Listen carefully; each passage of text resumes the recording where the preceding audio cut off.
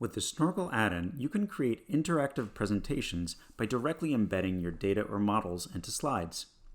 You can embed medical scans, whole slide pathology imagery, protein structures, 3D models such as anatomical guides, or imagery from other fields like astronomy. Visuals are accessed through the cloud, so the actual PowerPoint files are no larger than just plain text slides. Let's look at how to generate an interactive scientific or medical presentation in PowerPoint. Create a new slide, then from the Insert menu, find your installed add-ins and click the Snorkle Viewer icon. That will open up the add-in and bring you to the Snorkle login prompt.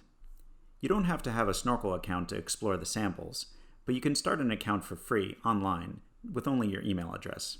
To log in, simply enter your email and password.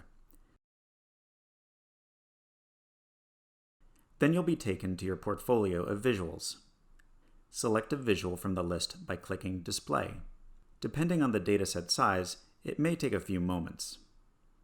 When your visual appears, you can resize as you like. You can add audience interactivity by clicking the gear icon and clicking Insert QR Code. You can also click to add in a title, URL, or description associated with the visual in your portfolio. To change the visual, click the gear icon and then click Change Visual. You'll have the opportunity to select a different visual or dataset.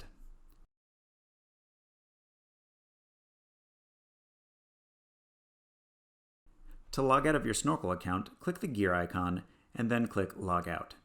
If you're not immediately logged out, you may need to tap the Info icon and select Reload. For using Snorkle without an internet connection, some visual types can be downloaded. Visuals of yours that are downloadable are indicated by a green icon.